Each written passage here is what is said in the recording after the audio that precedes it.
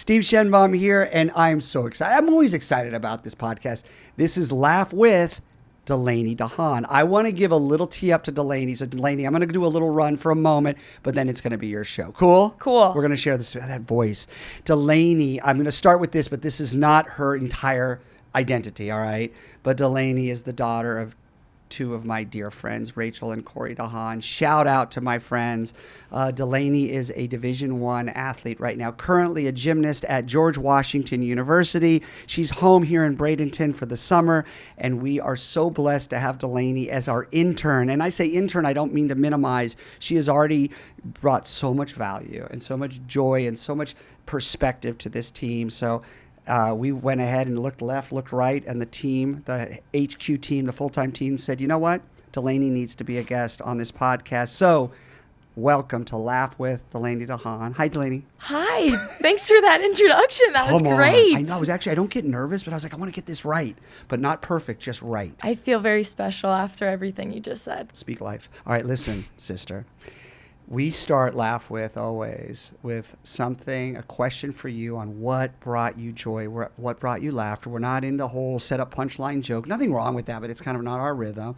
But what's brought you some laughter? What's brought you some joy that when you reflect back on it, you're like, yeah, that was a Laugh With moment. Go for it. I can find a lot of Laugh With moments from my time on the gymnastics team at GW. I think I could go on for as long as you let me sit here. Yeah. But I think back to my freshman year, we were at conference championships. So this is like the meet. This is for all the cookies. This is for everything. Yeah. And my one teammate, she was a senior. She had never gotten a 10 before, but she had deserved a 10 many times. And this was like a running joke almost, that she was so good that they just wouldn't give her a 10. She went up. She did this amazing floor routine. And I was so mad that they didn't give her a 10. I start screaming like, that was a 10, that was a 10. And I find the camera where they're recording, this like live stream camera, and I point at it and I look it dead in the eyes and I'm like, you know that was a 10. You all know it was a 10. And my whole team uses that video now for everything. I love that. You can find it online if you look it up right now. So. You know that was a 10. Yeah, it's pretty intense. I can get up there, but I feel like good athletes, you got to get intense sometimes. Oh, Delaney, this is like a perfect start. And we didn't script this out. But what I love about the Laugh With moment that we start with each guest, it's not about like, tell me something like a funny joke. It's about point something out that's real, that's human. And in that moment, I'm going to keep going with this. You had your teammates back, yeah? Yeah, for sure. If that's cheering or if that's yelling and looking at the camera, I'm going to do what I can for her, however I can support her. Did you look at the judges and try to make eye contact? Oh my gosh, when they flipped it over, because if they start messing with it, you know it's not a 10. Because a 10's right there. So I'm like, guys, just put your hands down. Put them in your lap. You don't need to flip anything over. That was a 10. Delaney, I want to stay in that sort of vein of like competitor. You're going in your, I just learned this term, rising. You're a rising junior. Yeah. And I don't want to just focus on the gymnastics because you're so much more than that. But that competitive vibe that you've had has that. I know you're also one of three sisters, right? You have two sisters, both older than you. Both older. I'm the youngest of three. Yeah. Has that competitive vibe always been in like the Delaney gene? Always. I mean, from the time I came out of the womb, that's when Reese started doing gymnastics. Reese is your older sister. Older sister. She's the middle. She's only 1 year older than me. It's like a year and 2-3 months. You can't get any closer than us two. Irish twins. And I remember she would climb up the side of the wall. She would hang over the door frame, like 4 years old. She'd be holding on, doing leg lifts. It was the craziest thing you've ever seen in your life. Wow.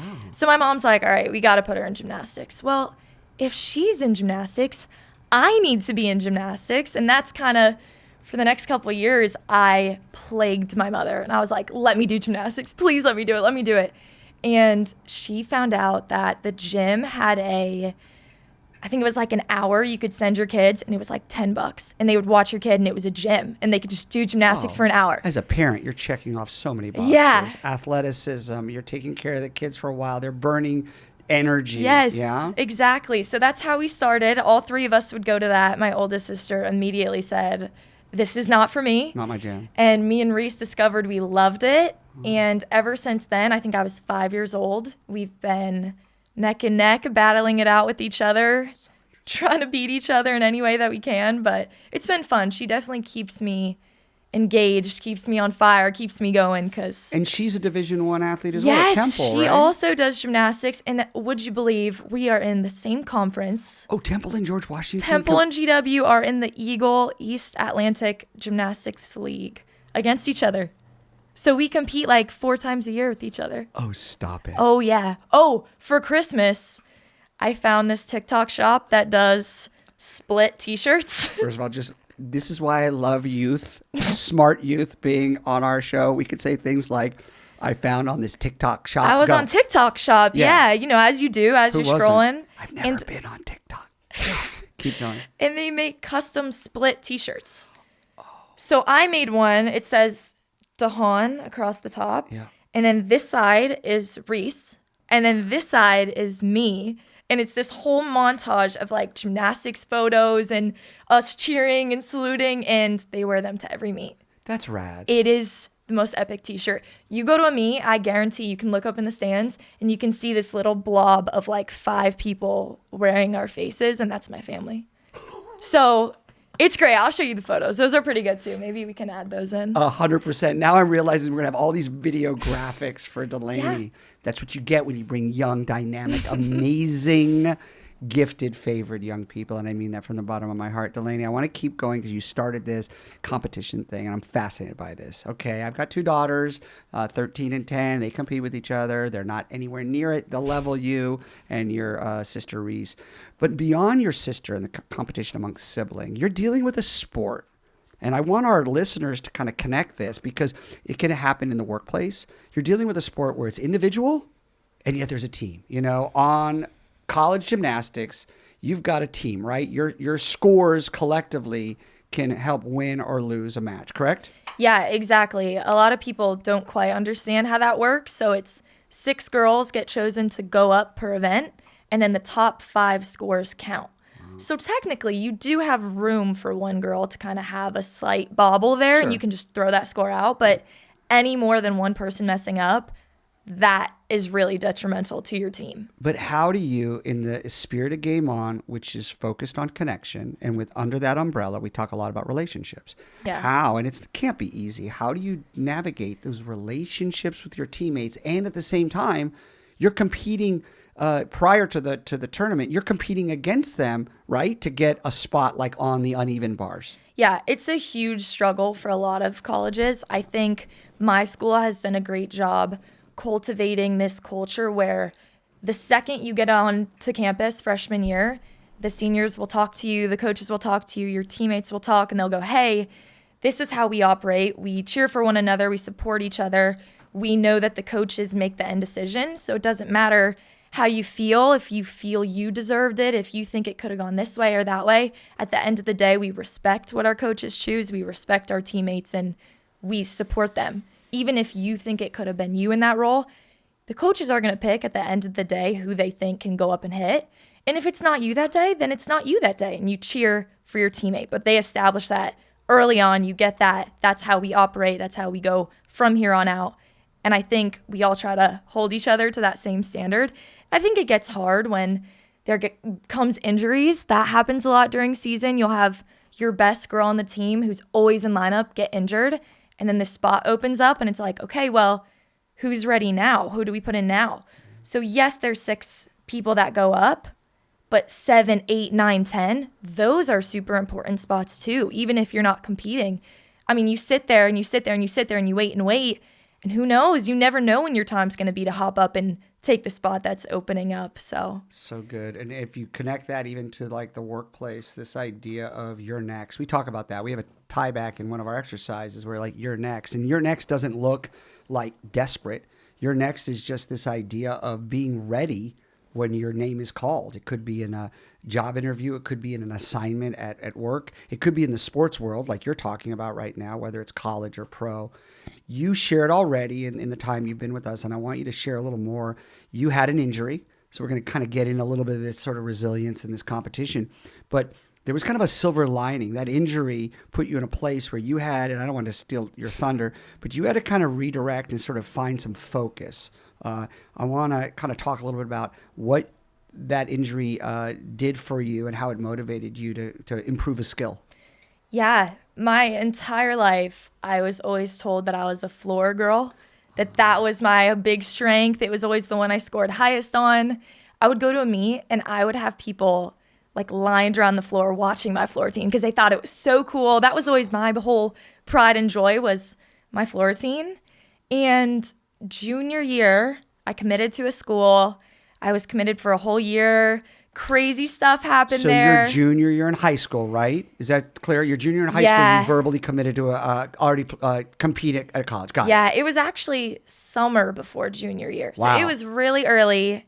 It was in the same conference as my sister, full ride. It was everything I thought I wanted, so I immediately committed. Committed for a year. It was a great year. It's probably the best I'd ever been. And then that fall, things fell through with the coaches. It was a whole mess, but I realized ultimately I want to be somewhere where they value me and they have all these different core values of, we're being honest, we're supporting our team. So many different factors led into this, but I ended up committing to a different school, I think in December of my senior year, and not even 2 months later, I was at a meet.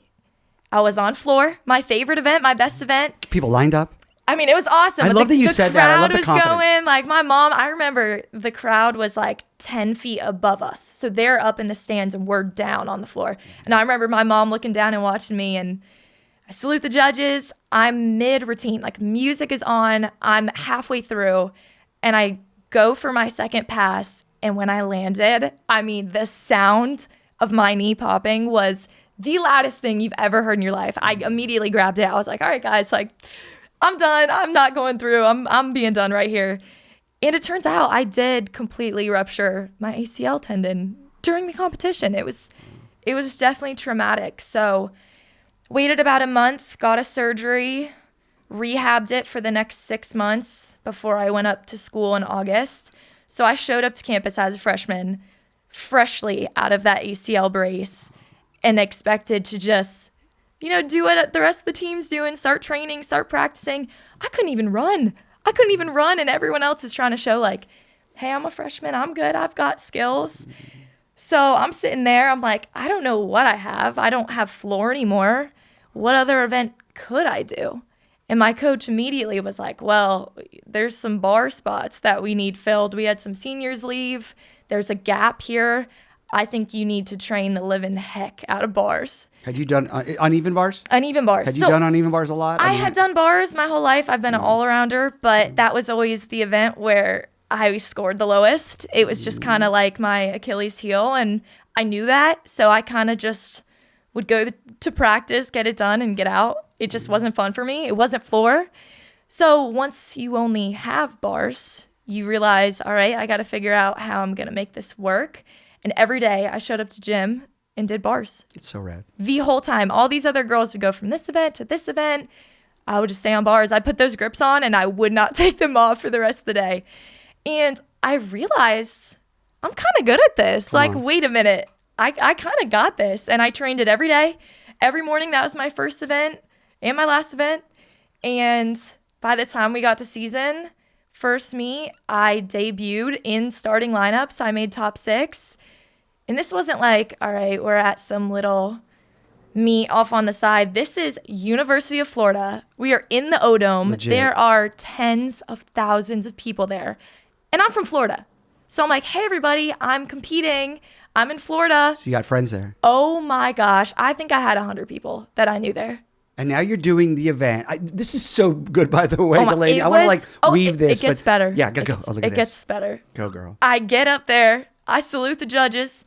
And sometimes they have a problem when they're scoring that if one judge is a little too high and one's a little too low, if it's not close enough, they'll make you pause the meet and the judges have to talk for about 5 minutes. Well, of course, the girl before me goes and the scores are weird, so I'm standing there just pacing back and forth for genuinely 5 minutes. Wow. And that's a long time for a gymnastics meet. So finally they salute me. I get up there. I nail this bar routine. I stick the dismount, I started bawling. I'm gonna bawl right now. You're back. It was the coolest moment, I think, of my entire life. First of all, I just have to tell you, as an adult, as a father, it's so rad to hear your confidence. And I think sometimes, I know this is Laugh With, but we can also bring joy and we can also get real here. To hear the confidence of a young person is so important, because sometimes I think we're told at a young age, like, don't be arrogant. And I get that. You shouldn't. And I don't think you are being. I think you're coming from pure joy when you're like, I stuck it. Because it's also important for you to balance that with the reality of, oh, I messed up. But I love your confidence and like, I stuck it. And where was that emotion coming from? When you finished that uneven bar routine, you're in Florida, like, where did your mind go? I think back to just all of those hours in PT sessions, all of the practices where I just had to sit and watch my teammates do all these fun skills, all the upgrades they got to work when I was just trying to get back to running, to bearing weight, to getting my quad to activate because the muscle there is completely gone. It's just this little chicken leg. Like, been there. I've been there. I've done that. Kind of a cool side note, my best friend in college, who we came in freshman year and immediately just got each other. She was all around freshman year, so she was great. She was healthy. She was doing all these different things. And right after this last year, so after our sophomore year, she tore her ACL. And here's me. I went through that freshman year. And sophomore year, I was able to come back, make this huge recovery, be back in all 4 events. You don't normally see that. And she's my best friend in the whole world. We're roommates. We live together. And I can go, I've been there. I've done that. I've done the training. I've done the recovery. I've learned how hard it is to go through an injury like that. And you got this. Let's go. Like, you've seen it. If I can do it, you can do it. Like, I'm here to be that helping hand for her. And that has been so special. And the coolest part was when she tore it, she didn't cry. She didn't have this meltdown. She came to me and she's like, I feel like I should be more upset, but I saw how you did this. And like, I'm ready. I'm ready to go. Like, let's get the surgery. It was so cool. This. You can usually use that metaphor, like, let's find your uneven bars. You know, yeah. Let's find your uneven bars. She told me that. She's like, bars hasn't always been my thing, but like, if you can do it, I'm going to get really good this summer too. So, yeah. So great. Delaney, I have to go back because you talked about floor routine, and I don't know a lot about your gymnastics background, so this is actually kind of cool news for me. I'm intrigued. So, and I want to line this up to Laugh With, and also this idea of competition and resilience, but for fun, because part of your sport is about performance, a big part of it, right? I mean, you could argue the entire thing is about performance. It's so performative. I think it has the most connection to acting as any sport. What goes through your mind when you pick the song that you want to use for your floor routine? I can already tell you're getting excited. Like, I've always been curious, like, who's behind that? Is it your coach? Is it your crew? Like, and how do you decide? And how long can that song be? Go. I'm so glad you asked this question. This is probably my favorite thing in the whole entire world. When I was really little, once you get to a certain level, then you get to pick. You have to earn that. So at first, people will, that's interesting. It's almost like a black belt. You got to get to a certain level. So when you're in the younger levels, like 1, 2, 3, 4, 5, 6, it's all the same routine. And it is the worst music too. It's like this high pitch. It's bad. So you all do the same routine. Once you hit optionals, and that's level 7, 8, 9, 10, that's when you get to pick your music, your dance, and what passes you want to do. So you can start changing up even the flips that you're doing as long as you meet the certain criteria. So I was 9 years old when I became an optional, and my coach was former Olympic coach. She is like a big deal, awesome coach. She came to me and she's like, hey, Delaney, I've noticed, like, you're very spirited. You're funky. Like, we love you. There's this one music that I've tried to get people to do, and no kid in all of my years of coaching, and she's like in her 60s. She's like, no kid has ever said yes to this. And immediately, I didn't even hear the music. I was like, yeah, I want it. I want that routine. What was it? It is the William Tell Overture. You stop it right now. Stop it right And now. before I even wait, got... can we do it? Do you know what? Oh, yeah. That was it. What is it? It's the dun, dun, dun, Keep going. and I was riding my horse along the floor. I'll be honest, I did not have on my bingo card that the song that you would choose and get so excited about was the William Tell Overture. And did it work? Oh my gosh. Did it We're land? pulling the video out. Before I even got on the floor, you usually walk out and you get in your beginning pose and they start the music. My coach thought it'd be funny if I like strutted out on the floor and then I'd pretend to get on the horse. Totally. And this was my starting pose, as if I was riding a horse. I think it's fantastic. And the beats would go and I'd look around and I'd ride my horse.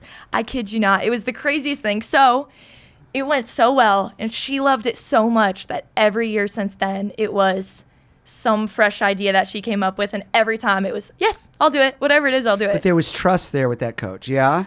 Yes. Yes. She knows her way around a floor routine. She knows what's iconic. I think a lot of the time people would come to her and go like, hey, I want Divergent. I want Hunger Games. I want all these trendy type movies. And she'd be like, no. But she's smart enough to know, too, as a performer, as an actor, not as a gymnast, but you can argue that being a gymnast, being a former actor, there's so many similarities.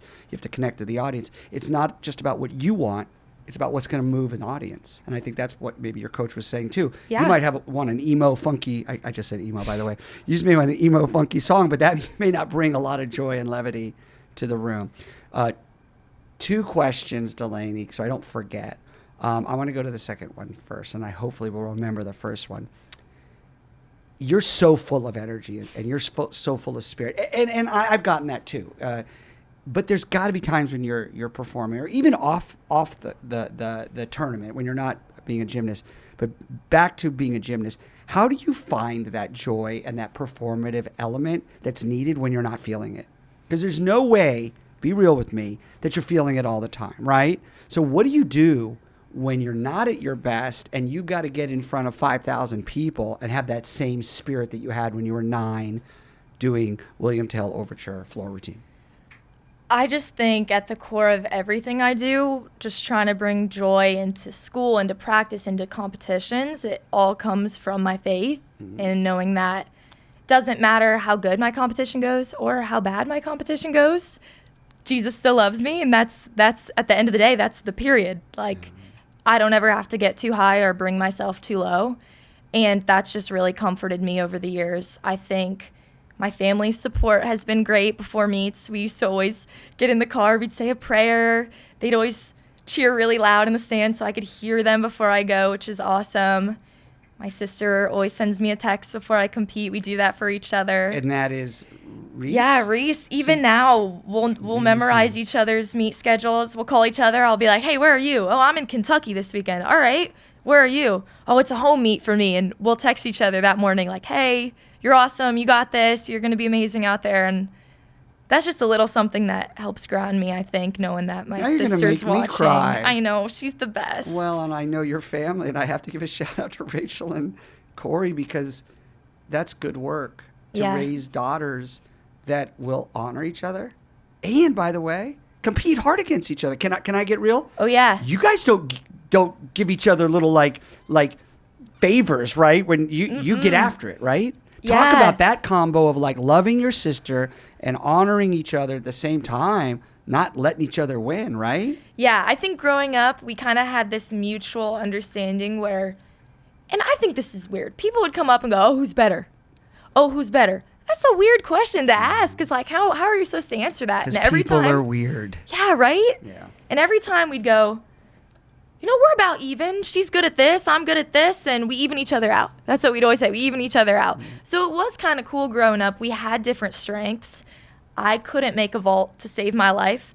She couldn't stay on the beam. And so that's kind of where we both I love that. The way you said that's really funny. Yeah, it's true. It's real. So we kind of both had our own strengths that we were really good at. I think going into college, once again, another God wink, she ruptured her Achilles 2 months before I ruptured my ACL. So like that summer, we're hobbling out to the beach to go tan on crutches. Both of us. We're putting sunscreen on our scars. We're doing PT together. It was the wildest experience ever. But since then, I think Achilles is one of those injuries where it's no joke. And especially for gymnastics, when everything's on your Achilles, it is so hard to come back to floor, to come back to vault. And she's actually been stuck to bars her entire career. Since then, she has been bar worker through and through. And she was the same way. She wasn't great at bars. She's discovered she's actually pretty good at it. She is the starter for the Temple gymnastics team, which means when she competes, she's the first girl up. She goes first. Wow. Yeah, that is a huge amount of pressure to put on somebody, and she nails it, and she never complains about the injuries she gets, and there's a lot of them. She's been plagued, but the way that she is so selfless and it's all for her team, that's what has inspired me the most about her. So, I mean, you can look at the scoreboard. She has definitely outed me a couple times. I remember freshman year, our first conference meet together, she totally beat me on bars. I still remember this. I love it. But since then, I've tried to come back and be as good as I can and try and get that bar title back from her. So we'll see what happens next year at conference. I love what you said about your faith. And you mentioned earlier that you were the floor girl. And that's really challenging when you're known for something. And I guess my question would be, how did you embrace being known for that without it becoming your identity? Yeah, I think identity is a huge thing I've been working through the last couple of years. You and me both, sister, and I've got a few years on you. I think injury is kind of like a setback, but I came back from it and I have gymnastics again. Well, then I think 2 years from now, my career is over. There's no Olympics for someone like me. I mean, not that that's not a possibility for others, but I know at the end of my 2 years, that's where the line is drawn. So I have to think, what else do I have to offer? And I think my school, again, does a really good job of showing us just because you're an athlete, you have learned so many employable qualities that people notice just immediately. How to work hard, how to be resilient, like coming back from that ACL injury that I had, how to get up really early when you don't want to. There's a lot of things you don't want to do, and you still got to do it and get it done. I mean, so many things. Finding the joy in all your mundane, that's probably been the biggest thing for me is, you know, when we're driving to gym, it's about a 40-minute drive to get to practice. How can we make this fun? How can I connect with my teammates and make our relationship? Because when I think back on it, I mean, my team had a great year. We did win conference, so we brought the trophy home. It was great. But I think back, like, what was some of the funnest, can I say that word here? Moments Most fun of the or year? funnest. It's kind of in between. You could go either way. Funnest, whatever. I think of all the times we were in the party buses on the way to meets. We're doing karaoke. We're at meals. I mean, those are the really special things that you take away. Isn't that interesting that you can bond by doing hard things and you could bond by doing fun things, right? Yeah, you just could argue mundane. your team's gone through some hard things. You do some difficult things together, and you've also done some really fun, light things like karaoke. And both of those experiences can connect you. Yeah, and my team, we really don't take things too seriously. It so perfectly aligns with, I think, what we believe a lot here. Just, you can laugh at things, and that's okay. Yeah. I think a lot of times when you're in gymnastics or a sport like gymnastics, mistakes happen a lot. So if you take every time that you fall short or you make a mistake and you just really hold on to it, you will never get up because it will be so overwhelming. There are so many different challenges that you have to overcome. And as a team, I think we all collectively decided this year, hey, if that happens, it's okay. It's okay. Let's laugh at it. Let's make it joyful. Let's forget about it and move on. Let's try to be better because of it. And we don't need to hold it over each other's heads. Like, as much as this is a team sport, if you fall, it hurts us. But when you hit, we love it. It's so much fun. We've got you. And we're here to train and get back into the gym when it's time to try and fix something that went wrong. You gave each other permission to go out there and enjoy the experience. And you could argue when you're relaxed and focused, right? You don't just go too far and get to like where you don't worry about it at all. But when you're relaxed and you're breathing and you're ready to hit your mark and you're ready to do the William Tell overture, you're going to have a much more enjoyable experience and you're going to perform better, yeah? Yeah, my coach has an analogy for this as well. She calls it the U, even though I think it should be the upside down U. When you're competing, you want to get to the top of it. You don't want to go over because this is when your heart's going too fast and you can't breathe and you can't speak and you're not going to do your best gymnastics there.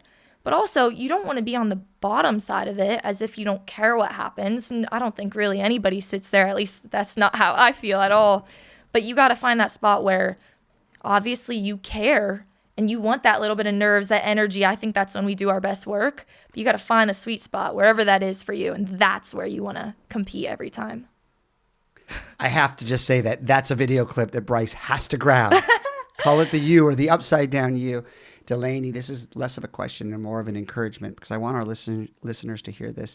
You know, when we interviewed you for this internship, a lot of what stood out was you didn't just say statements, but you gave examples. And I just want to encourage everyone listening that when you talk about how you've overcome injuries, when you talk about how you ruptured your ACL and then turned it into a win by mastering the uneven bars, those are things you can say when your gymnastics career is over and you are being interviewed for a job, because business owners will respond to examples, true examples. And when you share those examples, you're not reading a script. So you don't have to feel like, I hope I'm saying the right thing, because it's your story. And people remember their story way better than they remember a rehearsed bit that they have to say in a high pressure situation. So just have to reinforce that. All of those examples like make you jump off the page. Oh my goodness. Trying to be authentic. Yes. That's one of the things that I think Game On teaches. I know. I also just love the fact that you know, generations can learn from one another. You know, I acknowledged earlier in the podcast, you know, I'm dear friends with your parents. My goodness, your mother was one of my daughter's teachers, one of the most profound teachers my daughter's ever had. And you've heard that from many other people too. Like, my daughter will never forget your mom as a teacher.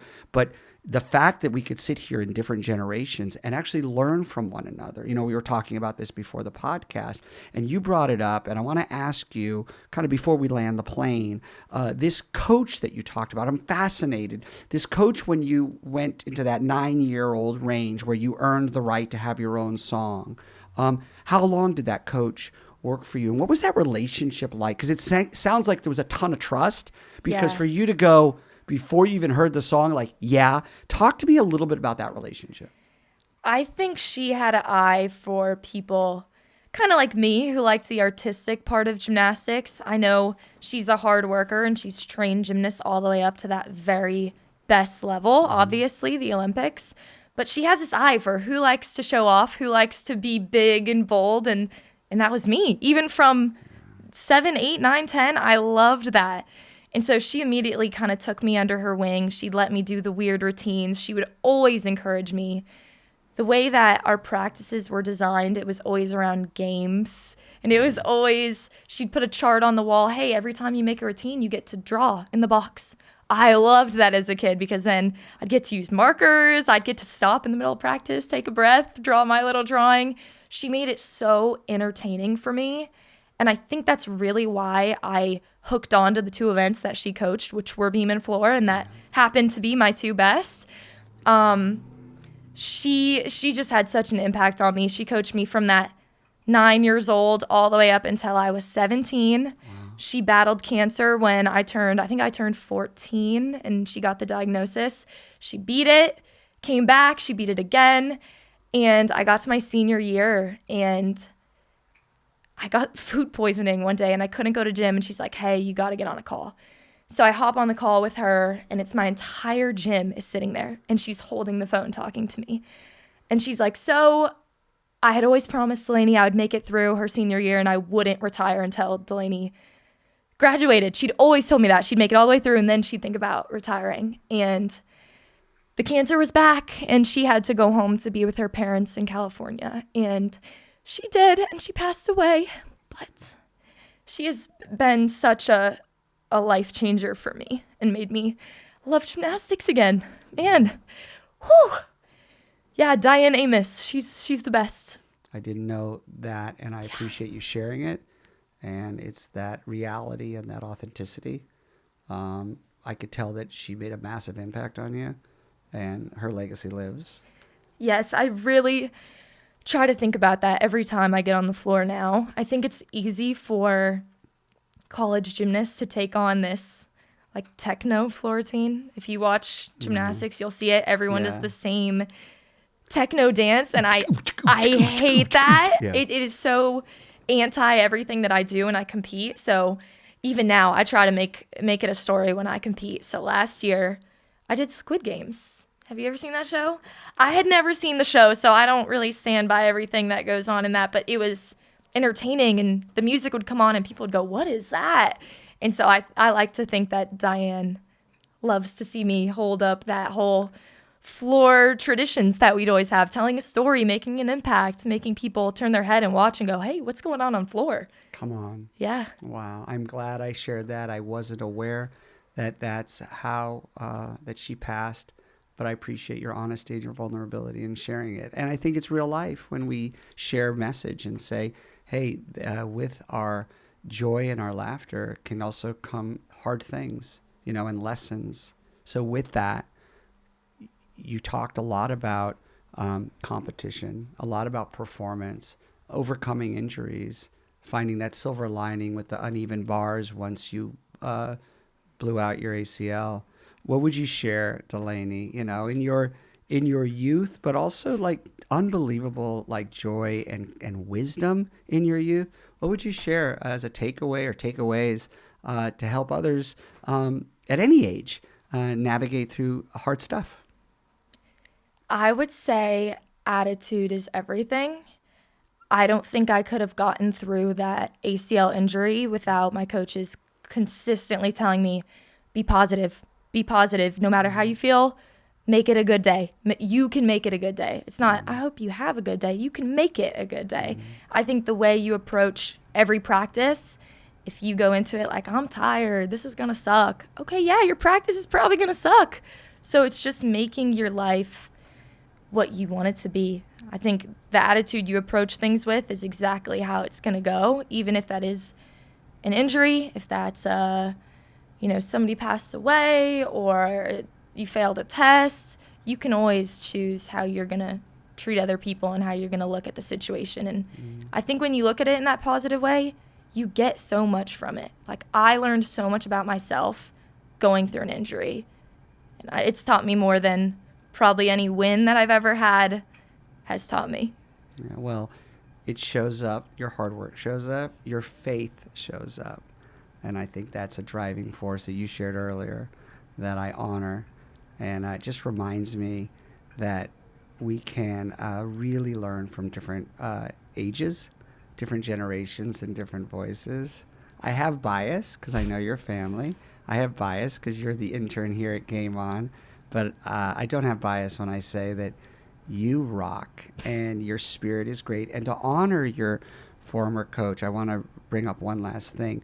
She could have squelched your spirit by saying you're too much, or that's too much, or that's extra, as the kids say nowadays.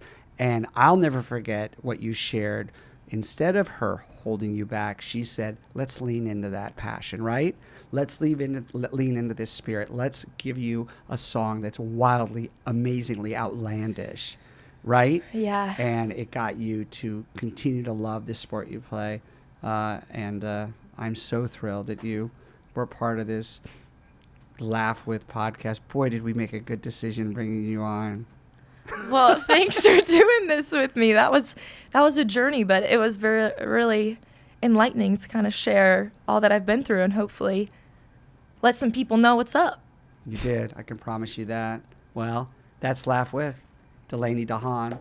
When you hear things like, oh, these kids nowadays, I can't speak for everyone, but I can say the kids that we're leaning into are so on fire to make a difference. And you're an example of that, Delaney. I mean it. And I encourage you, and us elders need to keep speaking life into you young people. And you young people have the energy and the desire to change the world. So, thanks. Yeah, one unbalanced beam routine at a time. Let's there you go. go. Thanks, Delaney. All right, you can check out the podcast on where all podcasts can be subscribed to. And there's information on GameOnNation.com. And again, this was Laugh With Delaney Dehaan. You are awesome. Let's go.